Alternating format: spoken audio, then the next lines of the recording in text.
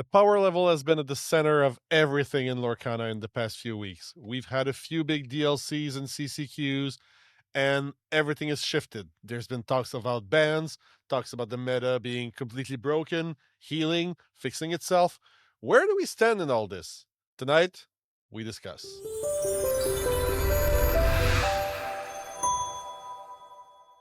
Good evening, Inkspilled Glimmers, and welcome back to another episode. Drew is finally back from his trip in Europe where he went to DLC Ghent, and there was, in the meantime, another DLC in Taipei as well as a few CCQs. And they generated quite a bit of talks in terms of meta decks, new decks, ban-worthy decks. And we wanted to take sometimes for the dust to settle to not be sensationalist and instead look at it with a more calmer outlook and kind of lay out the land before the set championships start next week. Drew, welcome back home. Hello, everyone. How was Ghent? Ghent was, I want to say, pretty great. Like, I think I said it on stream last week. It was a very, very smooth DLC. A lot of people, a lot of very friendly people, a very, very warm community in Europe. I knew that, like, the game was super, super popular in regions like France, like Germany.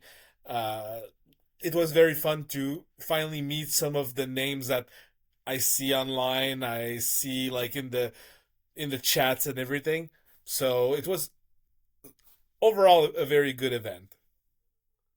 That's great to hear. And you experienced one of the new things that Fanfinity brought to the table this time around. You took the VIP package, not the like Omega tier one, but the regular VIP Uh, package. Actually, called the premium. The VIP is the Right, Omega right, right. big So, oh, one. right. So you Yeah, took the premium package. yeah. So I had the premium package, which was like we'll name it because it's public info. The big Omega package was 700 euros, and the smaller premium package is 300 euros. Hmm. So roughly, if you want to put it in terms of American dollars, it would be probably what 450 and like I think a little eight over 450, but 850 yeah, like something like that. 450 to 500 and like 850 to 900 US dollars, let's say. So what did those packages give? So a lot of goodies. So first and foremost, what both of these packages were giving you, I actually, I have it here. I cut it, but like I had this little bracelet thingy that I was wearing up until yesterday for like 2 weeks. Yeah, so 300 euros is 350 US dollars. So it's not Okay, like okay. It's not, I'm probably you're thinking Canadian. I'm thinking Canadian. All right. Canadian dollars, you were closer to it. In Yes. US, it's about 350. Yeah, okay. Sorry, I was overshooting for with the US dollars.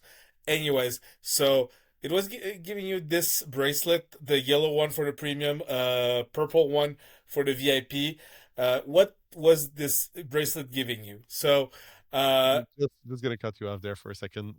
Of course, the VIP were gonna be purple. We know they give everything to Amethyst in this game. Go ahead. All right, you set it up really well this one. Okay. So this bracelet enabled me to actually just like basically cut in line everywhere at the prize wall, at the and at like the artist's signature, and for every kind of like activity in the fan experience zone, which was something like kind of, I don't want to say new. It was something that I saw in Richmond, but it was a lot smaller. Now it was a lot bigger. In Ghent, you had a whole space in the middle of the room, uh, on like a purple carpet. Yes, again purple. That that Where you could do like the Lorcana puzzles, jigsaw puzzles. You could do a quiz. You could do it's not exactly pin trading, but uh, like how do you call them? Badges. Badges, exactly. So there were like six badges, with each with one of the ink colors.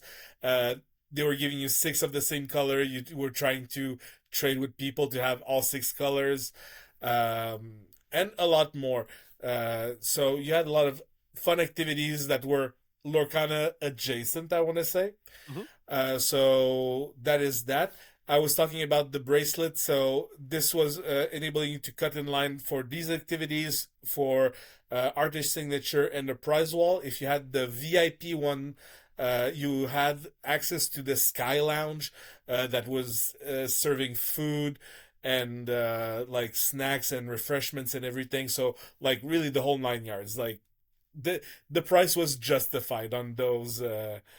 Yeah, on top of some pretty nifty goodies, right? Like it's not just the bracelet and the experience. Exactly. I was coming to the rest. So for the premium, you were receiving some promo cards. So I received a Dragonfire promo and a Let It Go promo, which the Let It Go is one of the really I want to say desired ones for this season.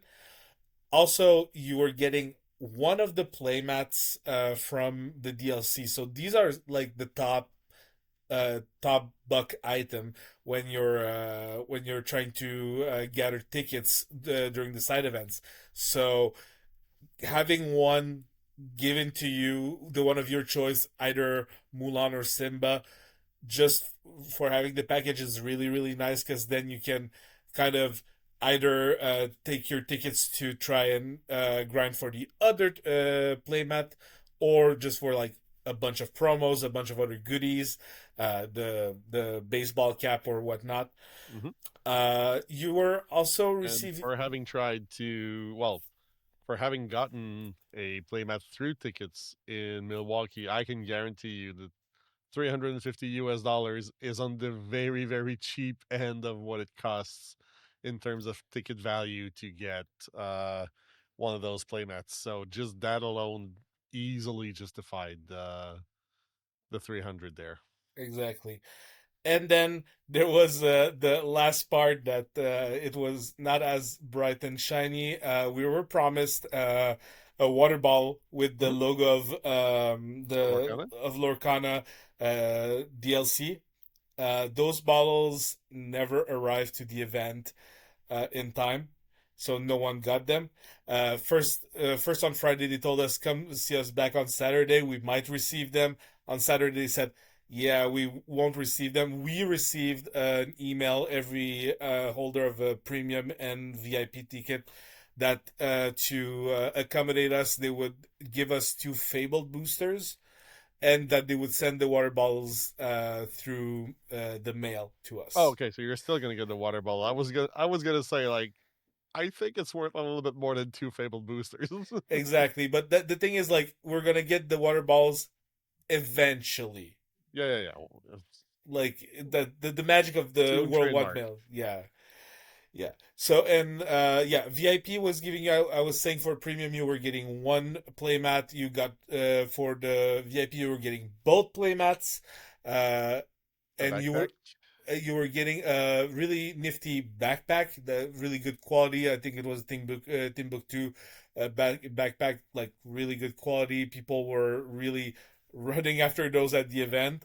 And lastly, you're getting all of the promos. All of the non-foil promos, yeah. Yeah, all the non-foil promos from this season. So for someone who just wants to collect those things, it is actually like basically a steal. Yeah, To yeah. Like the price might seem like a bit daunting when you see it. It's like, oh, that's a lot of money for something that I also have to get my regular ticket in addition to those packages. But you know, they're really worth it when you like equate everything together. yeah, and I will say, and personally, this is something I would have gotten as well. Probably even like maybe even the VIP one, because in terms of time economy as well, like if I'm looking at the North American Championship, I'm going as an attendee. I'm not going as a last chance qualifier or a participant. And there's value in lucking that out, knowing you have it, and being able to do events that you actually want to do, experiencing the thing how you want to experience it, and not having to spend like, oh, I need to go to infinity every single day to grind tickets, trying to get like the maximum value out of it, and then like, oh, I need to also get myself into this other side event and then chase tickets and then Min no, like maxing. if I want to just go and do some 2v2 funky stuff, or go like cheer on friends who are playing in the main event or whatever, you have the flexibility to do that if you have the means to buy the premium or the VIP package, because you don't have to chase tickets to get those items. It's, some would say it's pay to win, but it's really more, for me it's time economy. Like, It's your time at that event is limited. I lived it in Milwaukee, where there's a lot of things I would have loved to see, do, experience, but oh, cool. Day one, you're in the main event. Day two, you're out of the main event. You're in the Infinity event all day long. And then maybe there's like this little side event over here that you might be able to do. And, but forget about doing all the cool stuff around it. Forget about the like experience, right? sitting down with someone and just chatting with other content creators or fans or what have you. You're on the clock, right? You need to grind. So for me, that is a very, very good value proposition if you want to be able to just experience the event without being stressed about, oh, there's this playmat I really want to get, and there's this promo that I really want, and I'm gonna need like so many thousand tickets to be able to do that, and find people to trade tickets with to get the right amount, and Yeah, yeah. You have to pull together if you want to get all of the items. Like especially like I was I will give you my example. Like I got a lot of tickets from an Infinity event that I did really well in, and I was able to bring back a lot of promos for people. If I wanted a playmat for myself or something, well, that would have eaten all of the tickets I got. You know, now I was able to like bring like this person that place that I've let it goes, this other person another place that I've let it goes. Like yeah, hi. you are one of these people. So like I was able to just like have things for everyone going around by not having to secure the things I wanted. Yep. And also like recouping some of your travel expenses as well Yeah, yeah, through that. exactly, So exactly. So in the end, it was that extra expense got covered by having that like freedom, that mental freedom. no, that's great. But that's not what marked the Ghent weekend, is it? No, no, no. What marked the Ghent weekend is the rise of dogs. Like, we were seeing it coming. Sailor had won a big event just the week prior, Yep. with dogs as well. And in Ghent, I think what, 6 or 7 of the top 8 were dogs.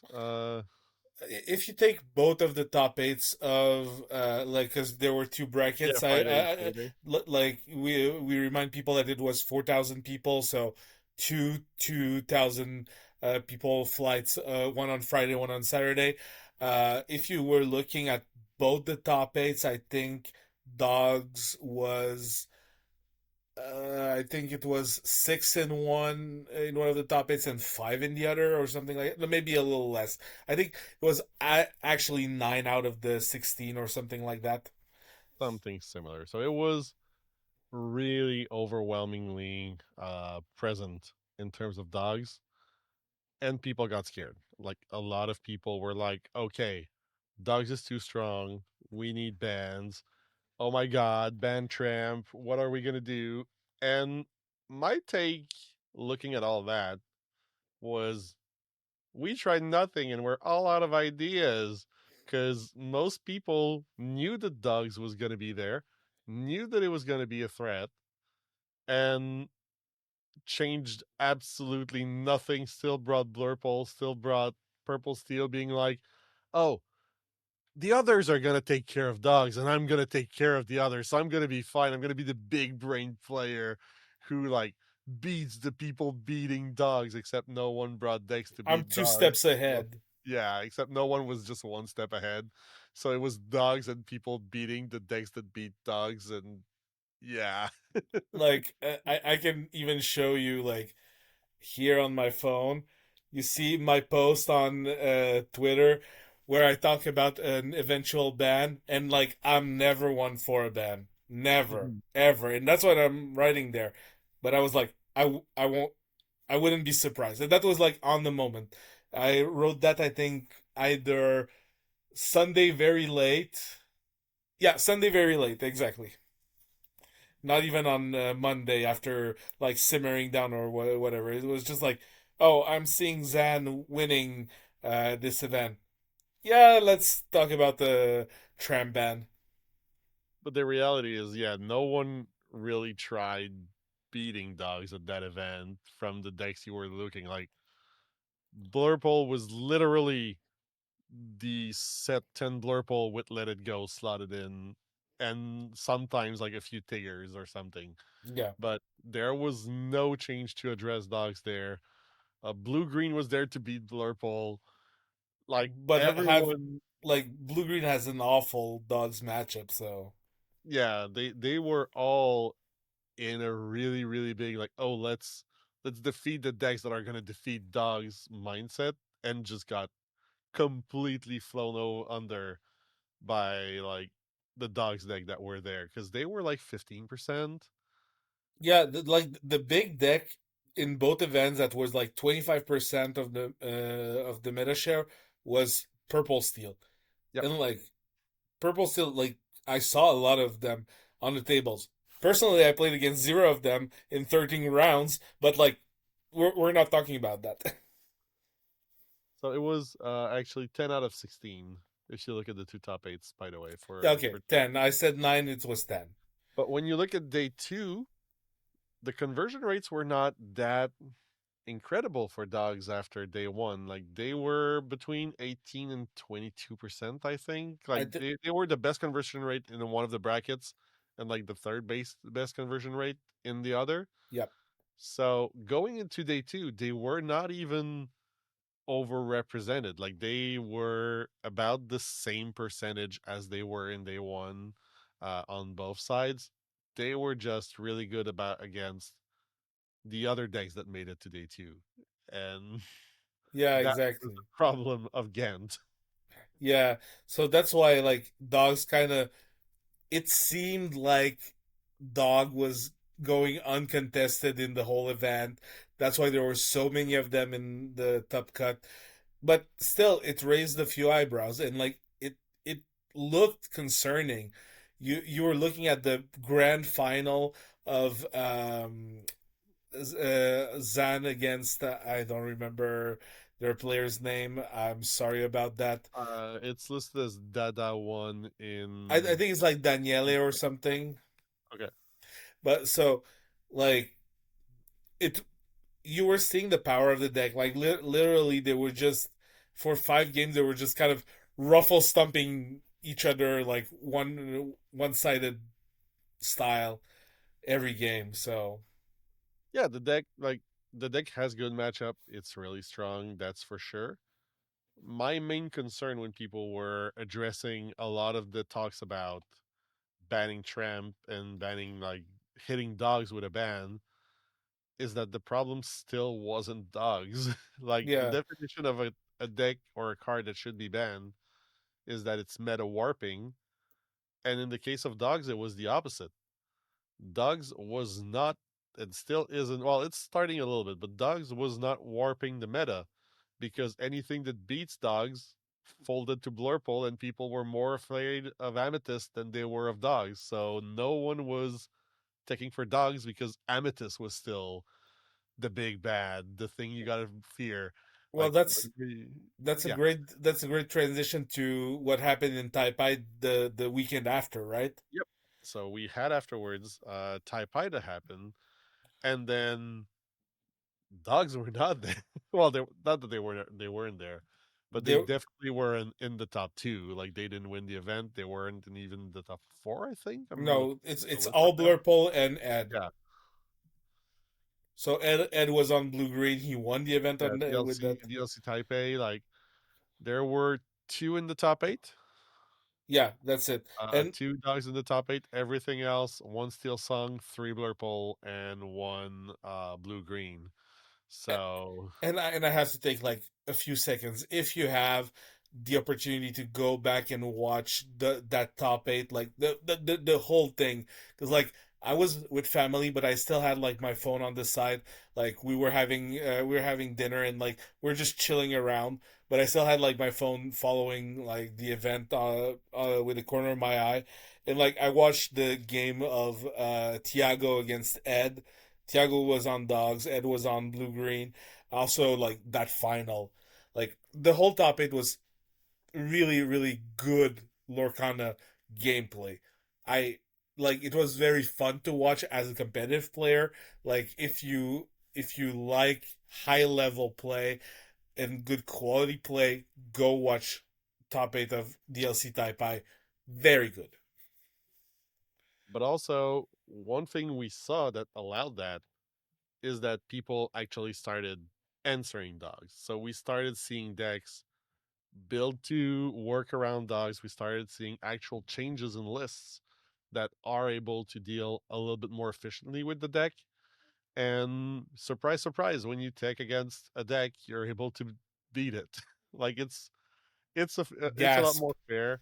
Um, and even after winning Ghent in like a spectacular fashion, people arrived in Taipei and it was like 15%, 10%. Like the percentage of dogs was still not overwhelming. People were still overly bringing Blurple, overly bringing Purple Steel, because those are the decks with the most value, and Mm. players love their value.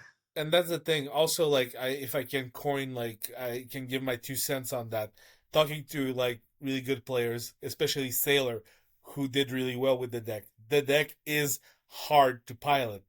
Dogs is like to play dogs at a good level for Mhm. 12 rounds in the DLC and then some if you go to the top cut. Like it's really hard to maintain a very good level of play. It's really intricate. Uh, as in like Blurple, sometimes you just want to like ramp on turn two, play your 4 drop, play your 5 drop, and go from there. So that's the thing. The purple decks are, I want to say, just a bit easier to They're more forgiving. yeah, they're more forgiving and they're just like a bit easier just to maneuver than dogs that sometimes you really have to rack your brain to find the good line, to find the good answer, because sometimes you have to scramble like a lot of resources together to deal with the board. Yeah. But you were But talking about like decks. I just wanted to make a yeah, little yeah. mention of how people kind of turn things around to play against dogs. Like the best example I saw of that is like Blurple, people playing more Tigers, people starting to play Isis Vanderchill. Thunder Trail instead of Uh, genies. yes, going down on genies to not get wrecked by Under the Sea. So you see those kind of like considerations and like how you like I saw people playing some what I call hard tech blurple lists against dogs and like just like wrecking dogs day, but then playing against a mirror and just losing because they don't have as much value, they don't close the game as efficiently as the stock list and everything. And that's the funny thing to me because that's sign of a better meta, and yet we still have a very, very, very strong core of players who will not move from their position of this is the deck I've been playing for three sets. We should not touch anything. My deck should be able to still function and win as is. And to me, that baffles me Yeah. as a position from even like just semi competitive, but even top competitive players. being like, oh no, the problem is that this deck is beating my deck, not that I haven't touched a single card in my deck in 3 sets, and I'm expecting to still perform as well in like in a shifting meta. So it's funny Yeah. to watch, but hopefully things rebalance. I just hope that the introduction of those decks don't bring it back to a world where, oh well, it's purple and blue green everywhere, but Well, that's we're a few weeks away from the next set anyways. exactly. But also, we were talking of some people saying that the meta's on demand and something like it's a good, I think, segue into like the new technology we've seen, Yes. especially in Ghent, but like also in other events. If you want to Let's show us jump some, into it right away if my computer lets me. yeah. So I don't know in what order you have them. We're starting off with The most exciting one, thank you. the most exciting one. Yes.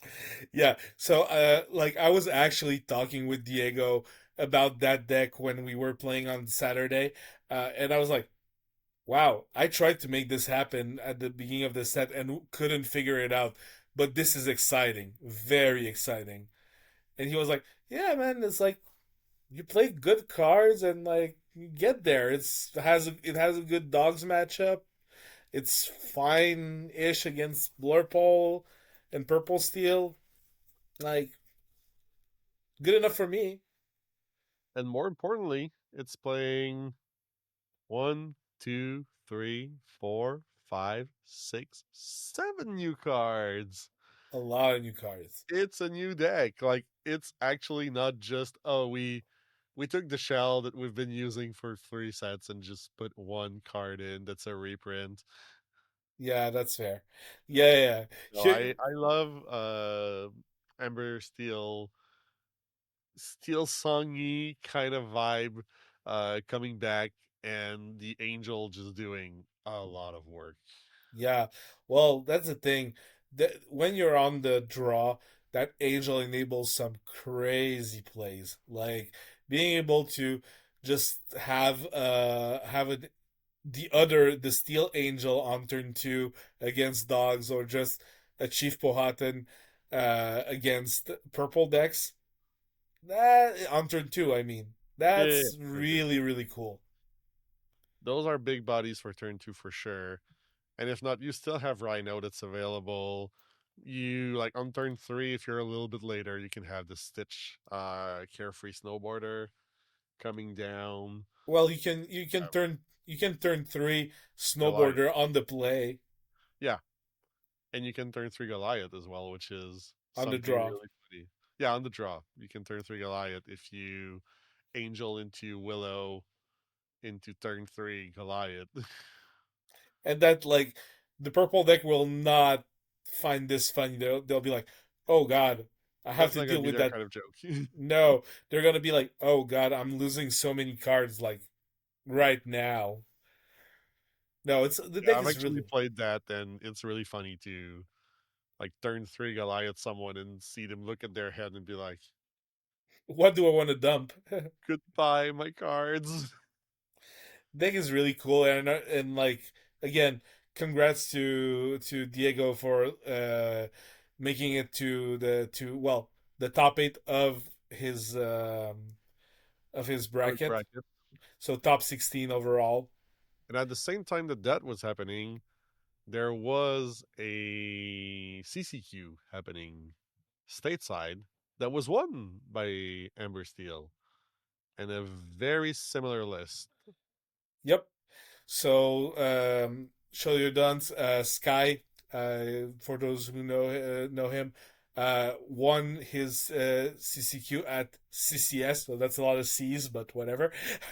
But he prioritized the song aspect of the thing instead of having Goliath as a draw engine. He decided to work. I can't say a bit harder, but uh, using Ariel, which is again a very good engine at drawing just you cards. You have a little bit more songs. You have 14 instead of 12. You're still using like the Stitch Snowboarders, the Chief Powhatan, which is the namesake of the deck, and Four of instead of two of in yeah, the Diego version. yeah, you're leaning a lot more heavily into it. But no, really, really interesting list there. New contender. It's nice to see something fresh happening. But also, we saw a, a bit of a change in the Ember Sapphire control decks. And before we get into this list specifically, I want to say, I was saying, like, oh, it's the same 2, 3 decks. We have seen a lot more diversity in the control decks this set around. They still play fairly similarly, uh, and are not exactly the same diversity that I would like to see, but it's still diversity nonetheless. And they have, good and bad matchups and introduced new cards uh in those matchups that make it a little bit more thinking heavy, I want to say, when you're facing the deck instead of just always being the exact same 16 cards. You're facing match after match after match after match. Now, at least if you have, one uh, Amber Amethyst, one Amber Sapphire, one Sapphire Amethyst, one Blurple, you're going to see different versions of that control matchup that will not use the same tools, will not be the most efficient against the same decks. So it's a nice variety, even though to me it all feels a little bit samey, but that's what control is. Yeah, you're not the control player at heart, whilst I am.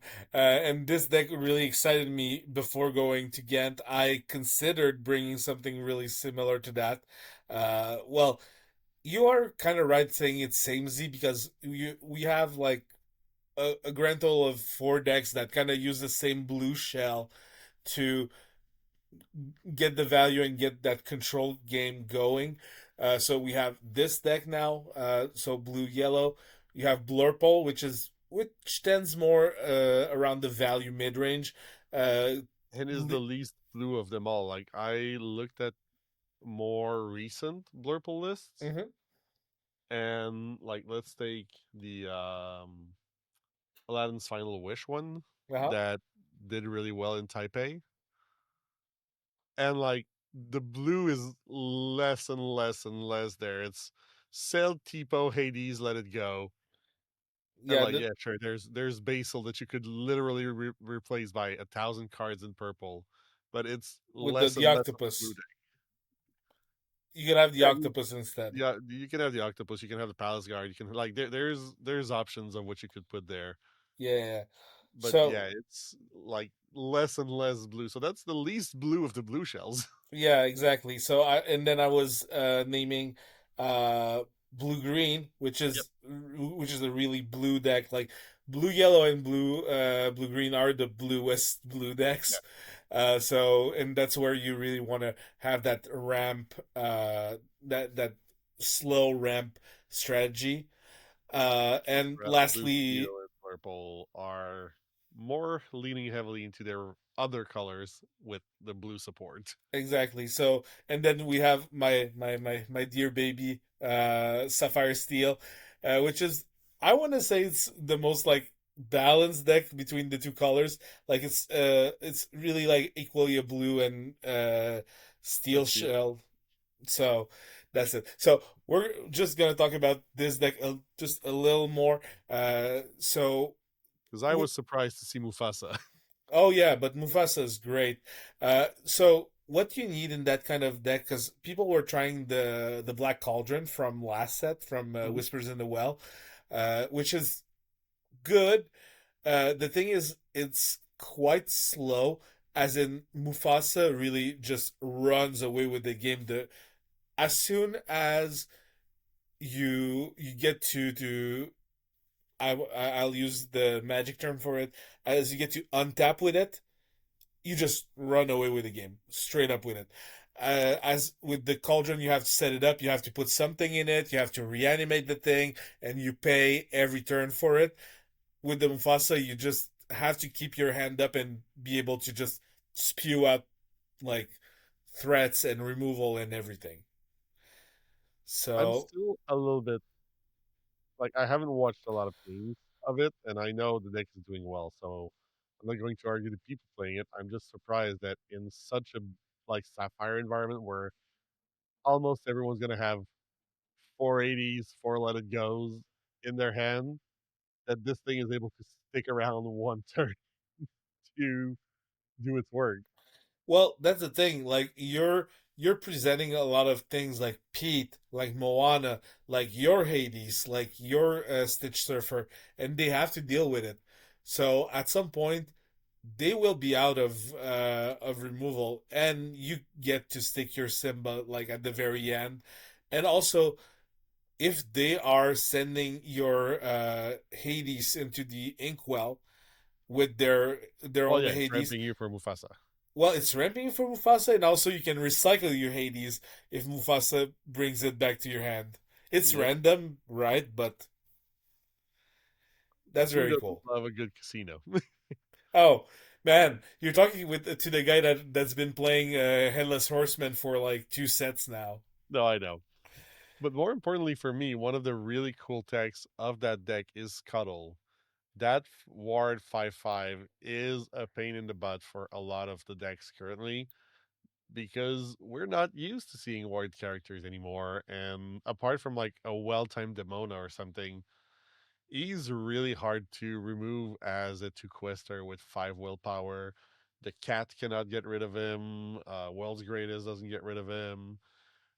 Hades, obviously, and Let It Go and Be on the Horizon don't get rid of him. So you need to send threats into this 5/5 Yeah, who's going to like wreck your world. the ward really enables it to punch above its weight class.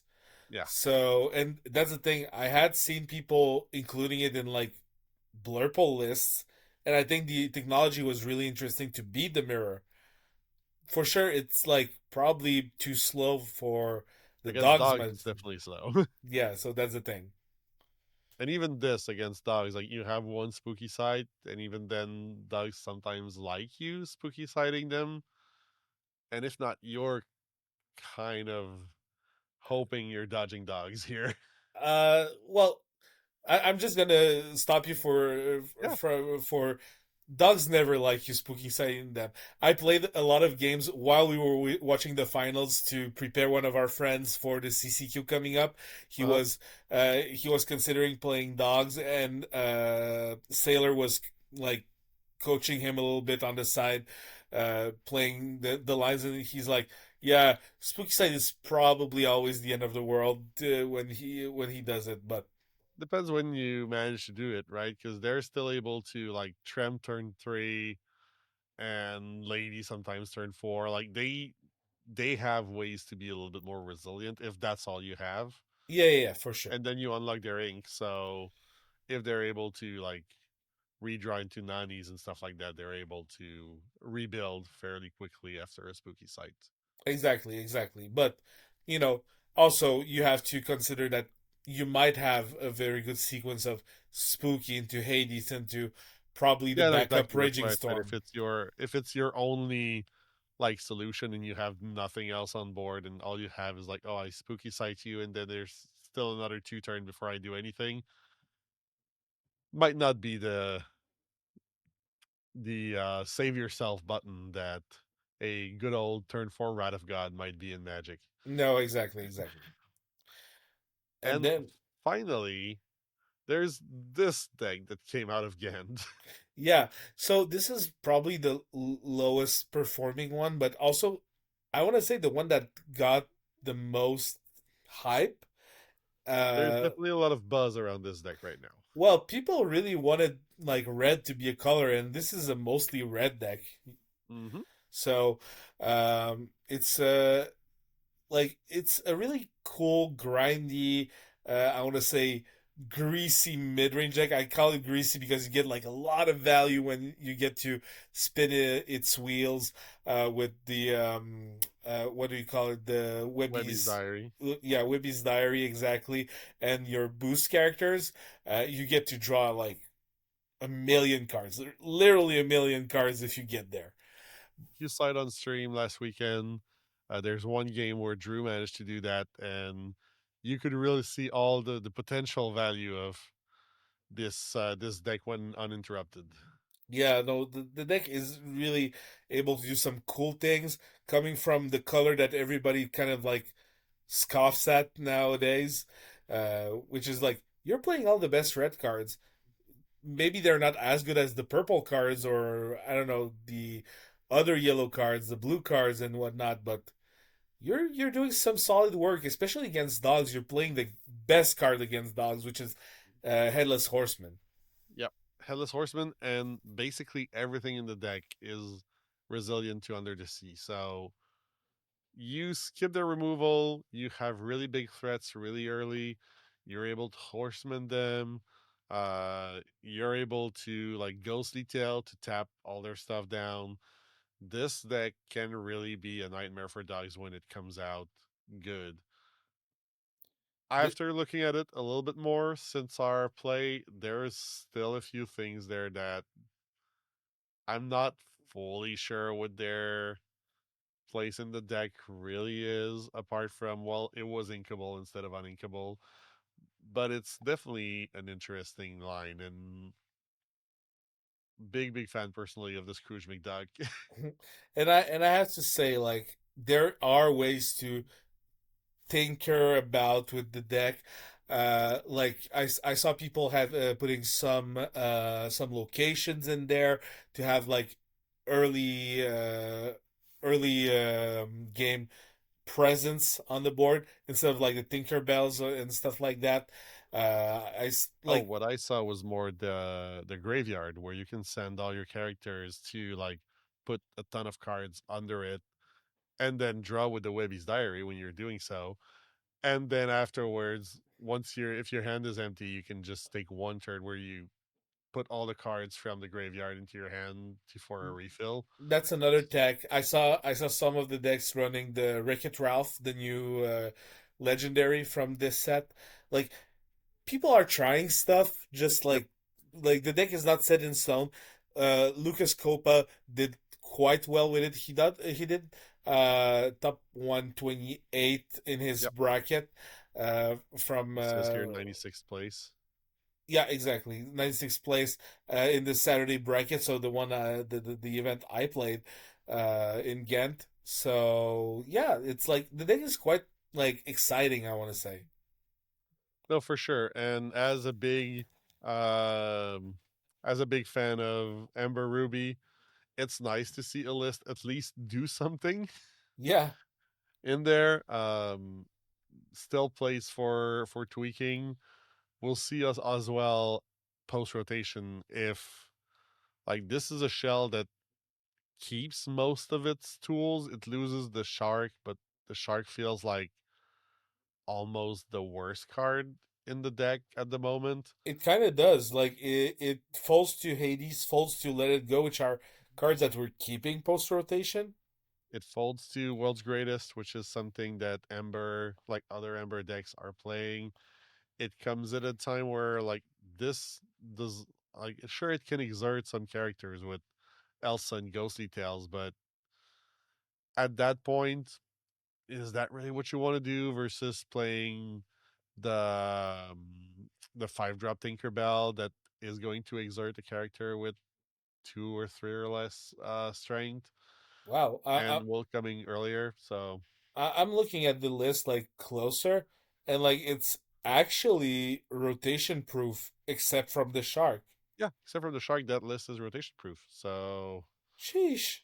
So like I'm interested in seeing where this list can go in the future and what tools are going to be like added to it. To me, that's one of the most interesting things coming out of this list. Not so much the performance it had this time around, but the potential it has in the future.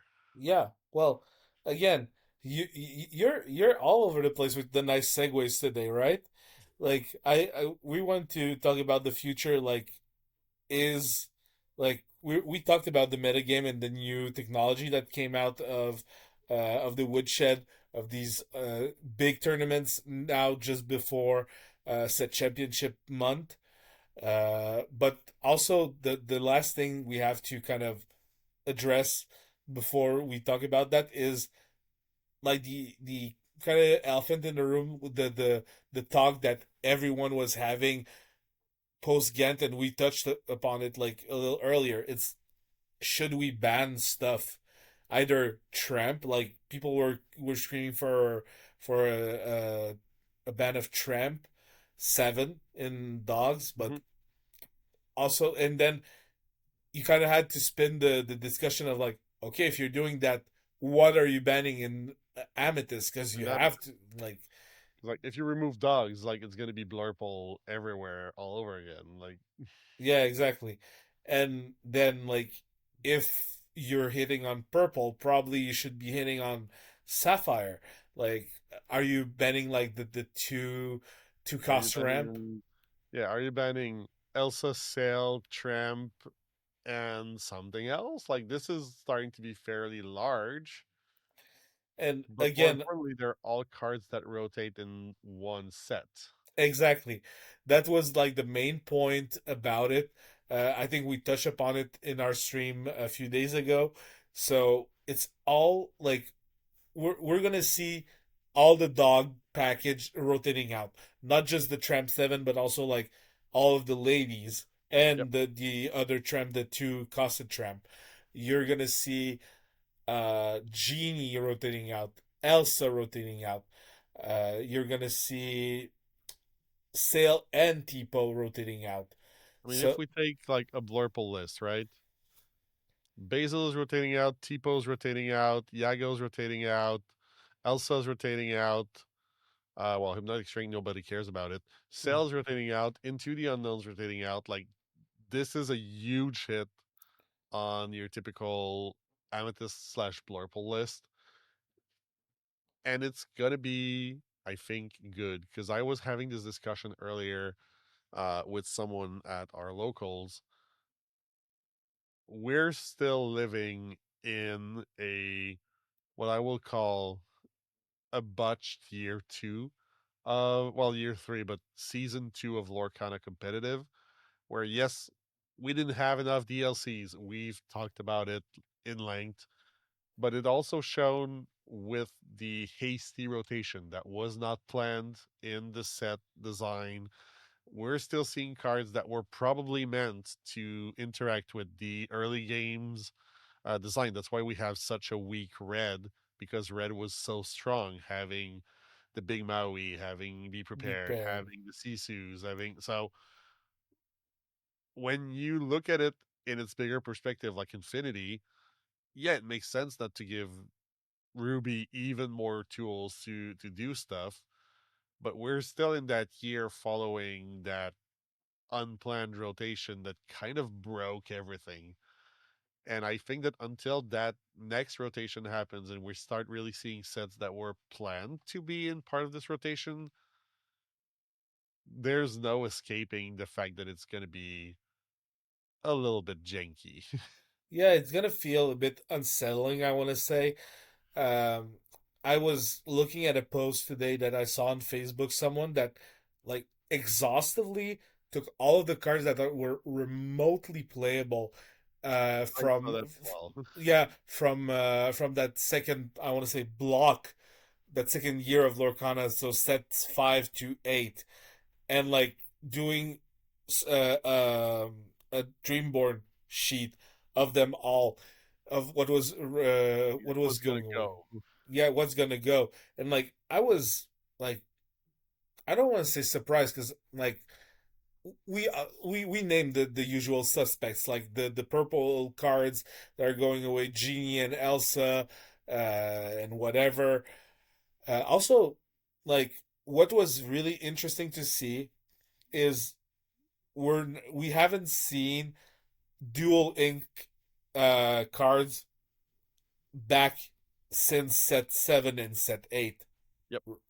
So this is gonna be interesting because now it I wanna say you don't have those cards that kind of are haymakers of those color pairings.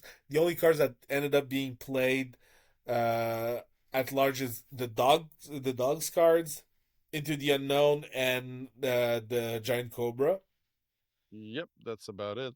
Yeah, we haven't seen like when We people haven't seen the Alice damage stuff in red green. We haven't seen. Mushu was not Well, we've played. seen Rhino quite a bit. Oh yeah, Rhino is the other card. Yeah, you're right. You're right. But that's about it, right? So Yeah, I'm trying to like I'm looking at those rotation lists right now. Like there could have been pull the lever, but it really wasn't there because it Amethyst was Emerald was not really played. it was there for like one whole set, and it's when it got released in set 8. There's the occasional Ink Geyser that's gonna show it's like Sure, dead. The Jasmine 4 has been played a little bit, sure. but nothing like absolutely groundbreaking apart from dogs. Yeah. So in the end, like just to come back to the point about the ban, I think a ban would be at this point kind of futile.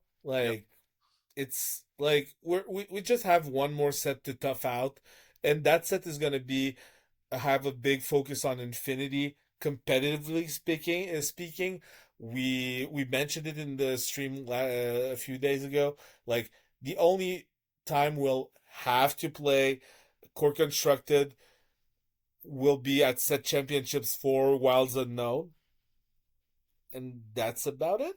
That's about it. Because like I'm thinking of the CCQs we have here in Canada.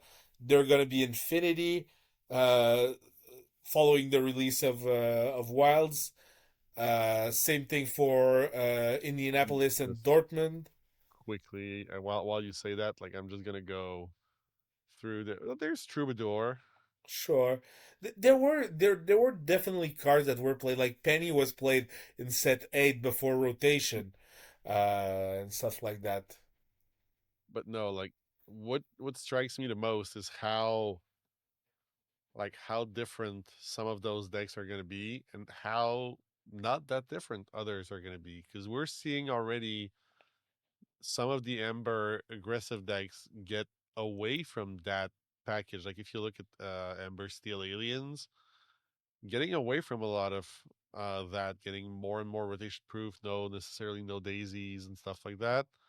But more importantly, in my eyes, without the Clarabelle package, and you're welcome, like we're finally gonna see the end of blue green.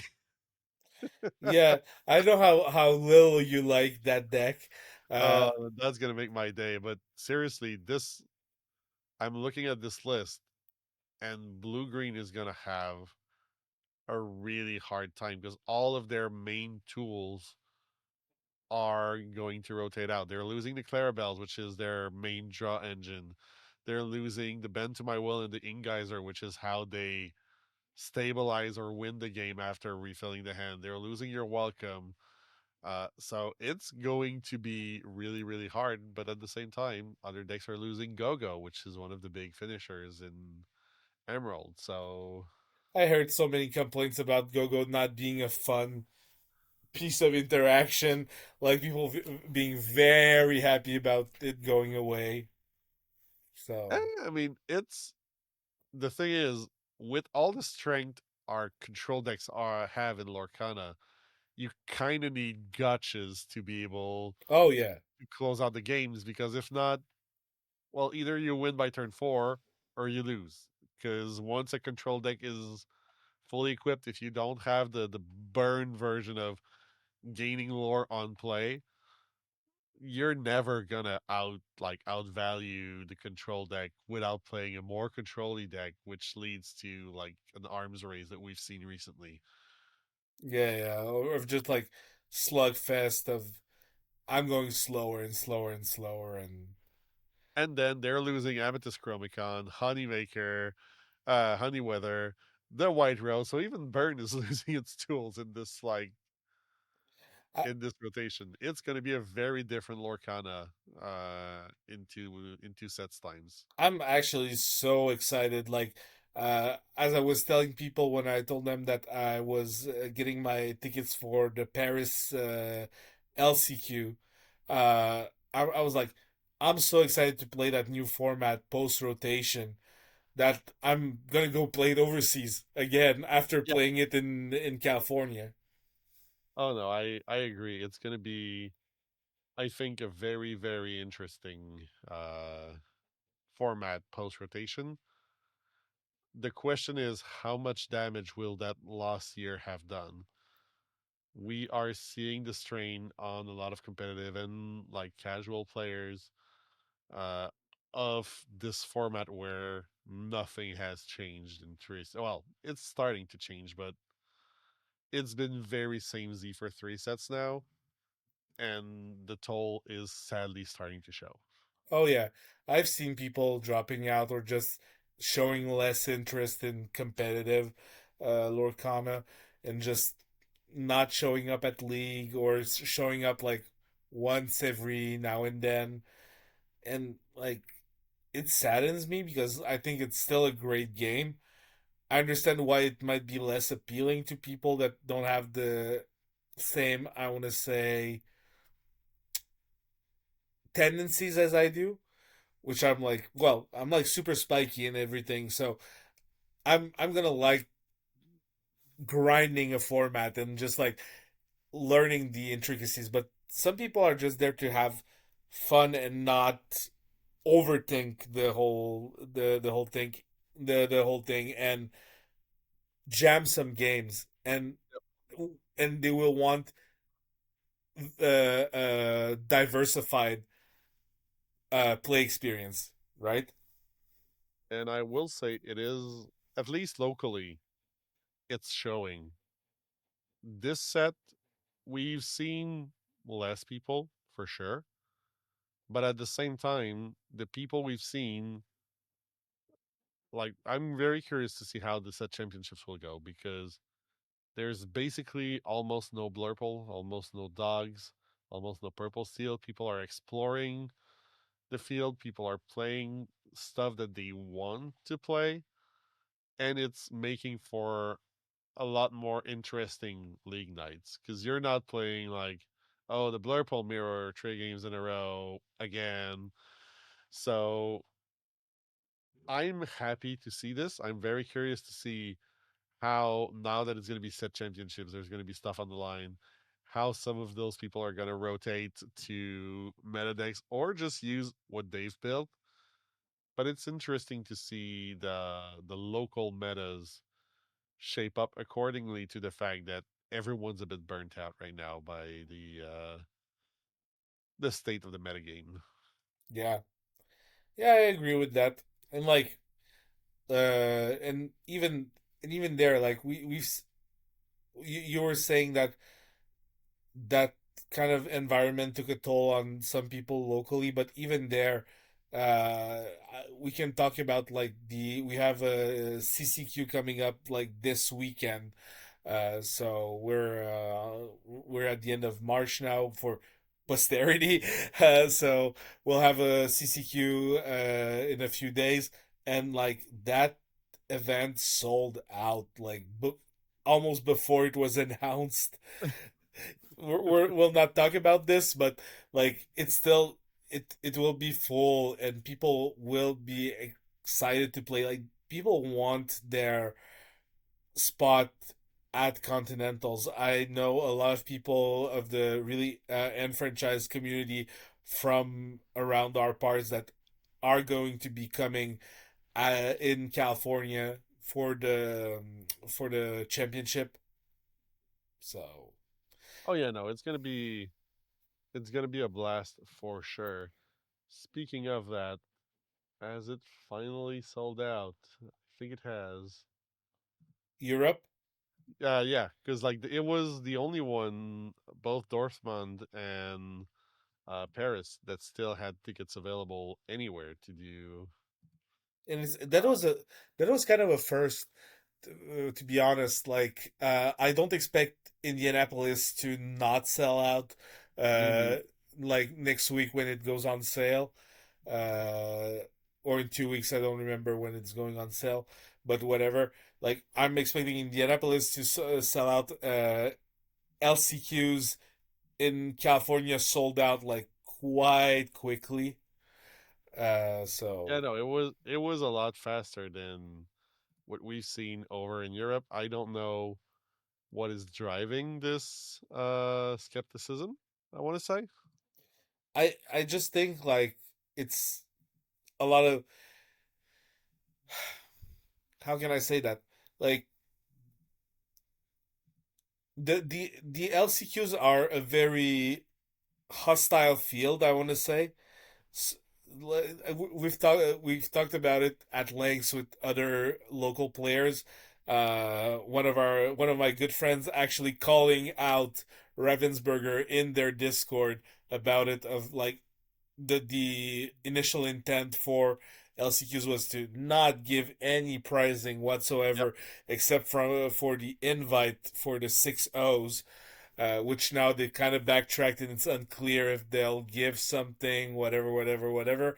But yeah, it's quite hostile to say like, oh, I'm gonna invest 100 something dollars or euros to maybe play around and not get anything for it. Yeah. I mean, it's I've been thinking about that, and it's a tough spot to balance because I get